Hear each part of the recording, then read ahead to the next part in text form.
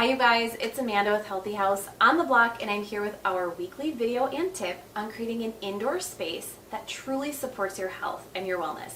This week we're going to talk about baby equipment. So I myself have had 3 babies, and with each child I have learned more and more about the toxins that we want to avoid. And so I wanted to share that with you and share with you some really good options when it comes to car seats and high chairs and all of the baby equipment that we buy for these little bodies.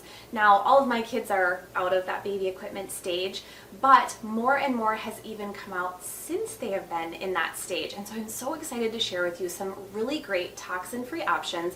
We're going to talk about what you should avoid, what you should look for when you're shopping for these things or registering for them, and we're going to talk about how to minimize exposure when it comes to these little babies. So I think most anybody who is a parent really understands how there are just some things you can control and there are some things you just can't control. I know each of my kids has taught me this lesson lots of times throughout different stages of their life. I can control my reaction, but I have no actual control over their behavior as much as I may try to influence it in the right direction. We're convinced that the right items on our Target baby registry or Amazon baby registry will keep them perfectly healthy and our life will be a breeze. And this is before we even have them, we think this.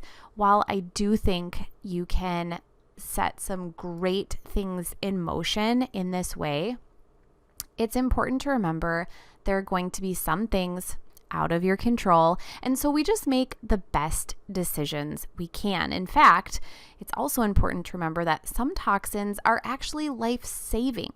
Plastic on a car seat can save a baby's life in an accident. For our family, plastic feeding tubes saved my son's life for his first 6 months. I would have never chosen that, but it's what was necessary. And so you can do the best with what you have, what you can afford, and what you can realistically sustain as a habit.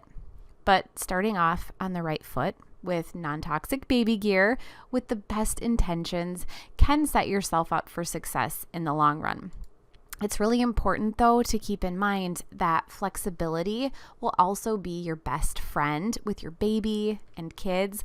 Low toxin is a great step forward, and not everything has to be rigidly toxin-free.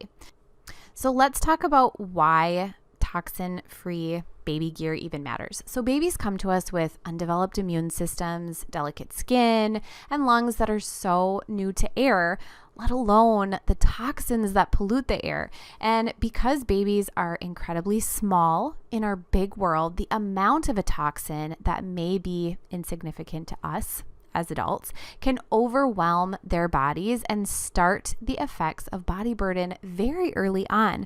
Another reason that natural baby products are so important to me is that babies are often in direct contact with this baby gear, and they're breathing in very close proximity to these products. So this means that they have the ability to breathe in and absorb more of the toxins in comparison to us as adults. And these toxins are flame retardants. Basically, what you need to understand is through all kinds of studies, they have proven that the additives to chemical flame retardants are affecting the development of children, their hormone production, neurological function, and suppressing their immune system. If you want solid evidence, I have links in this week's blog post that will guide you through each of the toxins and what they're doing to your child's body. The other thing we want to watch for is polyvinyl chloride. So this is often found in plastic and a lot of baby products and toys. It's also present in waterproof protectors and mattresses.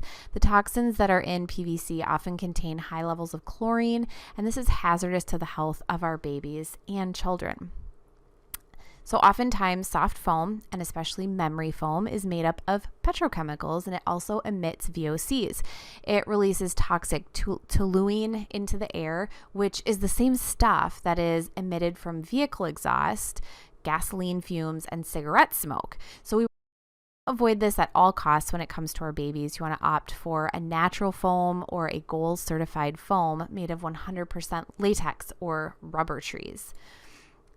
PFAs are waterproofing or stain resistant chemicals. So those stain resistant and waterproof coverings that are really handy are definitely not one of the most natural baby products. So PFAs have been tested and linked to developmental delays as well as reproductive disorders.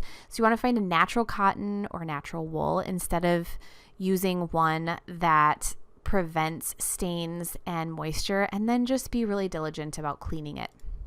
And then finally, formaldehyde. So this is often added to fabrics to keep them smooth and wrinkle-free. And unfortunately, it's added to many foams and cushions, especially in baby gear. It's a known carcinogen when it comes to babies who are in contact with this chemical for a long period of time. It can really affect their bodies. So this is why I opt for natural baby products that don't contain any formaldehyde. The other important thing that you want to pay attention to is which items are going to have the most impact on your baby's health. So first, any product that your baby will be in for long periods of time is one that I would focus on first. Things like mattresses, car seats, or carriers are items that babies spend long periods of time in typically, and so focusing on these items could reduce a large source of toxic burden. Now, the larger the item or the more the item encloses your baby in, so think car seats and carriers, the more exposure there is to your little one.